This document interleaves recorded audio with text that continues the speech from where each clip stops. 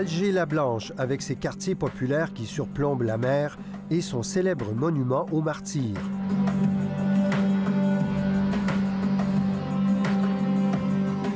La capitale compte un nouvel élément dans son paysage. Son minaret fait 265 mètres de haut. La salle de prière peut accueillir 120 000 fidèles. Cette nouvelle mosquée est la 3e plus grande au monde. Elle a coûté près de 3 milliards de dollars, entièrement payés par l'État algérien.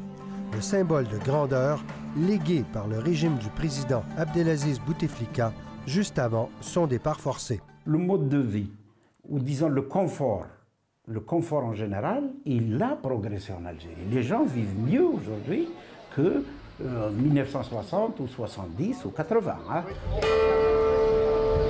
L'Algérie arrive au 4e rang des plus riches pays d'Afrique. Infrastructures développées, éducation et soins de santé gratuits, logements et aliments subventionnés, tout ça grâce au pétrole. Depuis l'année 2000, quand le baril a commencé à augmenter, quand il a atteint 100 $, par exemple, l'Algérie a remboursé ses dettes. Elle n'a plus de dette internationale. Il n'y a pas de dette. Avec ce surplus de recettes, il y a eu beaucoup d'investissements. Le géant Sonatrach contrôle tout le secteur des hydrocarbures du pays. C'est la plus grande compagnie pétrolière en Afrique. Avec ses filiales en Algérie et ailleurs dans le monde, cette société d'État emploie près de 200 000 personnes. Son principal centre d'activité se situe au centre du pays, dans la région de Ouargla. C'est là que vit Tahar Belabès, un ex-employé de Sonatrach et militant syndical, maintenant au chômage. Notre revendication, c'est que cette société d'État, c'est comme une entreprise coloniale, une société privée, contrôlée par une clique de fonctionnaires et de politiciens. Nous n'avons pas été autorisés à nous rendre à Ouargla. Nous avons que demandé à Tahar Belabès de nous retrouver à Alger.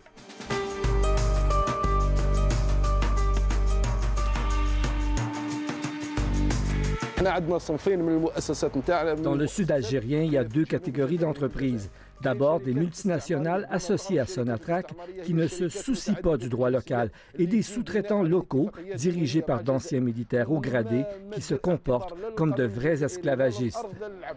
Tahar Belabès a été congédié après avoir organisé des manifestations réclamant des emplois pour les chômeurs de sa région. La compagnie a porté plainte contre moi parce que je faisais de l'obstruction avec des jeunes. Il a été emprisonné à quelques reprises. Son passeport lui a été retiré pendant la majeure partie du règne de Bouteflika. Et pourtant, il continue à manifester. On peut venir m'arrêter à n'importe quel moment. Le pays est aujourd'hui sans dessus-dessous. L'insatisfaction générale ne faiblit pas. Le taux de chômage algérien est actuellement de 12 %. Plus alarmant, chez les jeunes de moins de 25 ans, qui forment près de la moitié de la population, il touche 1 personne sur 3. Chez les diplômés universitaires, 1 personne sur 4 est sans emploi. S'il y avait eu d'abord une bonne gestion de la rente pétrolière, réinvestie pour créer de l'emploi et de la richesse, on avait de quoi faire devenir l'Algérie pratiquement un pays autosuffisant à tous les niveaux. Aujourd'hui, on aurait un degré de développement extraordinaire. Abdelmajid Attar a été brièvement ministre sous le président Bouteflika et PDG de la puissante Sonatrach de 1997 à 2000. Il dénonce le manque de vision du régime au pouvoir. La structure de l'emploi, tenez-vous bien. Mais aussi la corruption omniprésente dans le pays. Le problème, c'est que non seulement la corruption, elle a ouvert les caisses à des gens qui en ont profité, mais elle a empêché en même temps, par mauvaise gouvernance, la mise en œuvre d'autres activités, le développement d'une industrie, le développement des services, etc., etc. Voilà.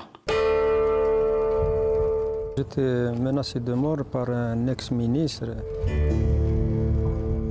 Halim Fadal dirige une association parmi plusieurs qui dénonce la corruption en Algérie. On peut arriver jusqu'à 40% des fonds qui sont délapidés. Il n'est pas le seul à le dire, la culture du pot de vin est présente à tous les niveaux. S'il y a des passations de marché, il y a des pots de vin. S'il y a recrutement, il y a des pots de vin. Chaque acte, il est devenu une transaction qui est entachée d'actes de corruption. Le tourisme est un exemple éloquent des effets néfastes de la corruption sur l'économie du pays. Contrairement à ses voisins côtiers du Maroc et de la Tunisie, l'Algérie n'a pas choisi de développer cette industrie. La corruption a pris une ampleur phénoménale. La première des choses, on a un projet en tête, qui c'est qu'on connaît dans ce secteur? Ce n'est pas votre dossier qu'on juge.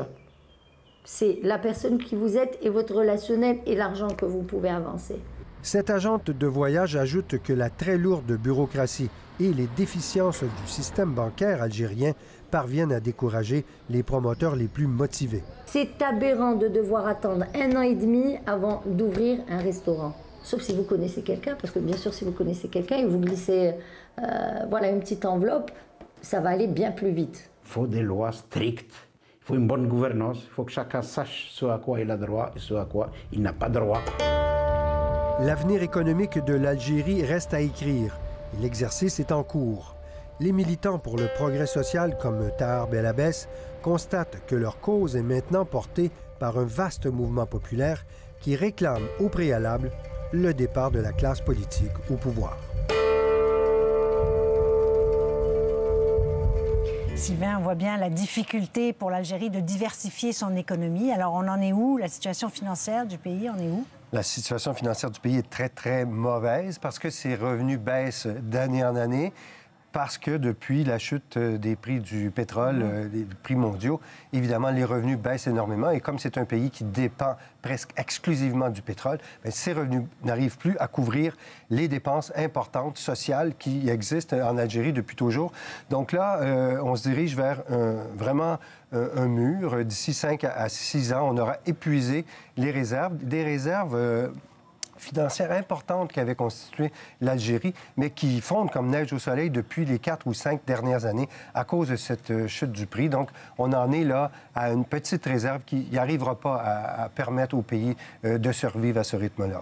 Et les réserves d'hydrocarbures, elles, est-ce qu'elles sont viables à long terme ou pas? Alors, les réserves de pétrole diminuent. Et l'extraction diminue aussi parce qu'on n'a plus les techniques pour aller le chercher là où il se trouve, il est plus loin. Par contre, on a d'énormes réserves de gaz de schiste, un gros potentiel économique à développer, sauf qu'on n'a pas les techniques, on n'a pas l'expertise pour le faire, on a besoin de partenaires internationaux pour le faire, mais on n'arrive pas à les convaincre à cause de la situation qui est très instable dans le pays pour le moment. Donc, on se retrouve dans une... l'opposition aussi sociale. Il y a de l'opposition sociale, effectivement, qui n'aide pas. Donc, on se retrouve dans une situation un peu comme au Venezuela où on a abusé de la ressource, on n'a pas planifié, on n'a pas diversifié. Actuellement, on n'a pas de solution économique à moyen terme pour sauver l'Algérie. Oui, on parle de cette malédiction de l'or noir. Voilà un exemple. Encore Merci, Sylvain. On prie.